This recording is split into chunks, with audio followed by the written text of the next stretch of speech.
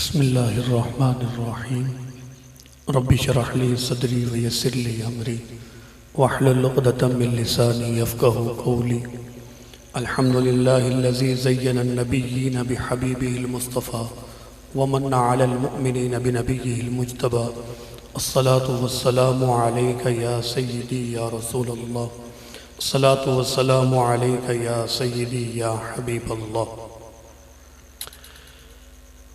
میرے برادر مکرم ابو غفران پیر سید محمد ذیشان حیدر بخاری صاحب کے حکم پر چند گزارشات آپ کے گوش گزار کروں گا۔ حضرت عباس نبی پاک علیہ السلام کے چچا جان ہیں، وہ روایت کرتے ہیں کہ نبی علیہ السلام نے جب اپنے خاندان والوں پر اسلام پیش کیا رب کے حکم سے، تو آگے سے ڈیمانڈ آ گئی کہ اگر آپ اللہ کے سچے رسول ہیں، سچے نبی ہیں، تو اپنے رب کی بارگاہ میں دعا مانگیں کہ یہ مکہ کے جتنے پہاڑ ہیں سونے کے بن جائیں، یہ سونے کے بن کے ہمیں مل جائیں تو ہم اسلام قبول کر لیں گے۔ نبی علیہ السلام نے رب کی بارگاہ میں ہاتھ اٹھائے اور دعا مانگی۔ ابھی آپ نے ہاتھ اٹھائے ہی تھے، دعا شروع ہی کی تھی کہ جبریل امین تشریف لائے، حاضر خدمت ہوئے، رب کا سلام پیش کیا، عرض کرنے لگے یا رسول اللہ، اللہ رب العزت فرماتا ہے کہ اگر آپ چاہیں تو آپ کے کہنے پر میں ان کو یہ پہاڑ سونے کے دے دیتا ہوں۔ اگر آپ چاہیں تو آپ کے چاہنے پر، آپ کے کہنے پر میں ان کو یہ سونے کے پہاڑ دے دیتا ہوں، لیکن یہ سب کچھ لینے کے بعد اگر انہوں نے آپ کے ساتھ بغاوت کی تو ان کا وہ حشر کروں گا جو سابقہ امتوں میں کسی کا نہیں کیا ہوگا۔ نبی علیہ السلام نے جب یہ بات سنی آپ کو دکھ ہوا، غم ہوا، اور دوسری بات جبریل امین نے عرض کی یا رسول اللہ ایک اور آپشن بھی رب نے رکھا ہے۔ رب فرماتا ہے اگر آپ چاہیں تو قیامت تک آپ کی امت پر توبہ کا دروازہ کھول دیتا ہوں۔ نبی علیہ السلام نے فرمایا کہ یہ دوسرا آپشن مجھے منظور ہے، یہ دوسری بات رب نے جو فرمائی ہے یہ مجھے قبول ہے، مجھے یہ اپنی امت کے لیے مکہ کے پہاڑ سونے کے نہیں چاہیے، مجھے اپنی امت کے لیے توبہ کا دروازہ کھلا ہوا چاہیے۔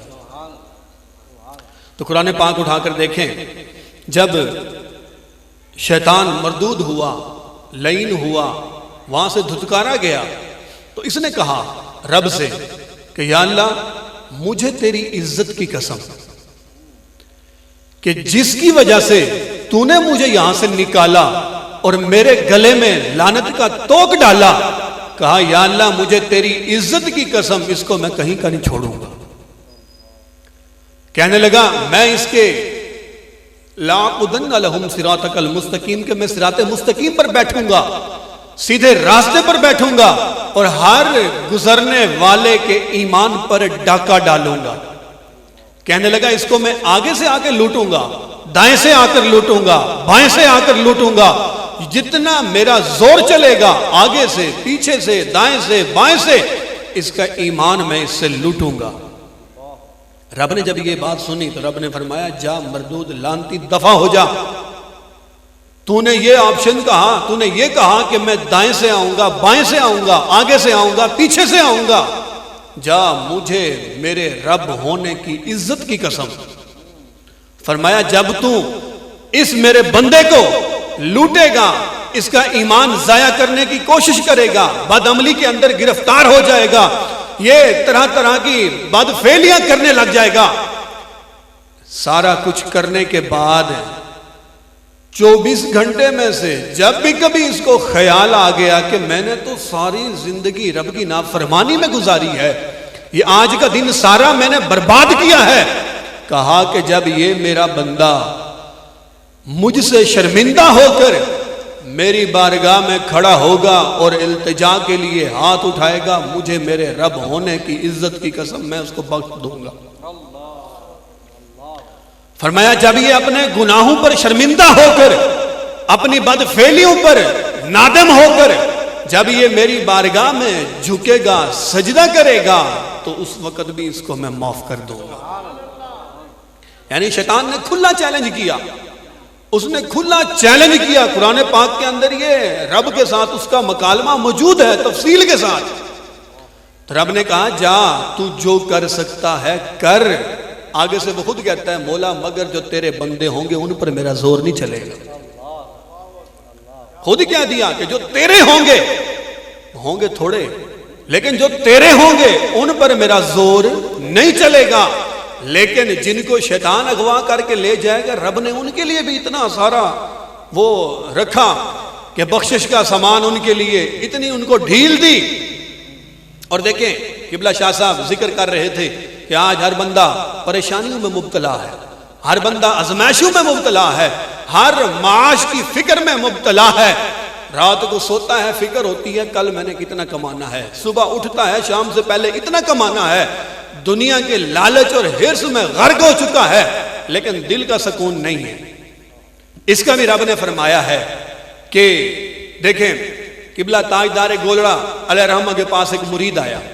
اس نے آ کر عرض کی, اس نے کہا پیر صاحب مجھے کوئی ایسا وظیفہ بتائیں, ایسا مجھے کوئی لفظ بتائیں جس سے رب تعالی میرے رزق میں فراوانی لائے, یعنی میرا رزق وسیع کر دے.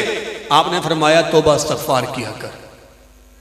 بیٹھ گیا, تھوڑی دیر بعد اس نے پھر سوال کیا پیر صاحب مجھے کوئی لفظ بتائیں جس سے میرے رزق میں وسعت آئے. آپ نے پھر فرمایا توبہ استغفار کیا کر. تیسری بار جب اس نے پوچھا یہی جواب. چوتھی بار وہ چڑ گیا, اس نے کہا پیر صاحب کمال کرتے ہو, میں آپ سے کہتا ہوں کہ مجھے وظیفہ بتائیں, مجھے لفظ بتائیں جو میں پڑھوں میرے رزق میں اضافہ ہو.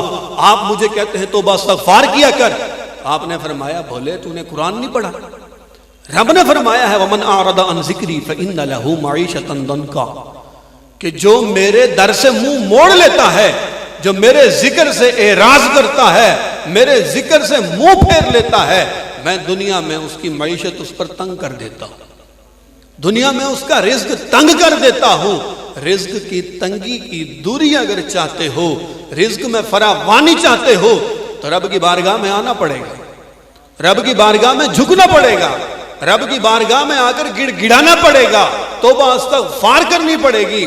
اس کے لیے بزرگوں نے بھی لکھا, حدیث مبارکہ میں بھی آتا ہے کہ بندہ جب سارا دن گزارنے کے بعد رات کو جب بستر پر جائے اس کو اپنا محاسبہ کرنا چاہیے, اس کو 2 منٹ نکالنے چاہیے اپنے اس دن کے لیے. وہ سوچے کہ آج کا جو دن میں نے گزارا ہے اس دن کے اندر میں نے رب کو کتنا راضی کیا ہے, شیطان کو کتنا راضی کیا ہے, مجھ سے شیطان کتنا خوش ہے اور مجھ سے میرا رب کتنا خفا ہے.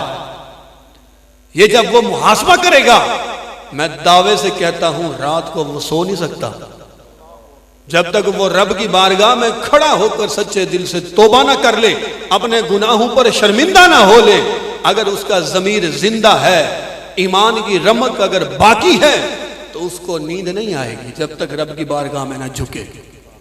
تو ہمیں چاہیے کہ ہم شریعت مطہرہ کے مطابق زندگی بسر کریں. قبلہ شاہ صاحب یہ ان سے بھی ہاتھ جوڑ کے, یہ میری زندگی کی پہلی محفل ہے کہ پنڈال میں جتنے بھی میں عشاقان مصطفیٰ دیکھ رہا ہوں سارے ننگے سارے. یہ میری زندگی کی پہلی محفل ہے, 35 سال میری عمر ہے, ٹھیک ہے, یہ زندگی کی پہلی محفل ہے. محفلوں میں آنا جانا ہوتا ہے ہمارا, لیکن سارے ننگے سر بیٹھے.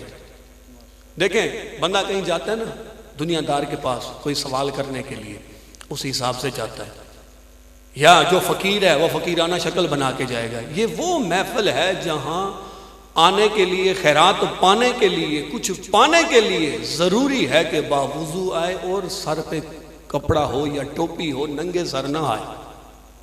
بزرگوں نے منع کیا ہے, انہوں نے لکھا ہے کہ یہ محفل کے ادب کے خلاف ہے, یہ محفل کے تقاضوں کے خلاف ہے, اس کے تقدس کے خلاف ہے. اور یہ خود ہم مسلمانوں کے شیان شان نہیں. جو شریعت ہمیں کہتی ہے واش روم میں ننگے سر نہ جاؤ, جو شریعت ہمیں کہتی ہے واش روم میں ننگے سر نہ جاؤ, اور ہم محفل میں ننگے سر آ جاتے ہیں. تو کوشش کیا کریں کہ محفل کے جو تقدس ہے، محفل کا جو ادب ہے، اس کو بروئے کار لایا کریں. دعائیں کہ اللہ رب العزت آج کی یہ بابرکت محفل قبول و منظور فرمائے. وما علینا الا البلاغ.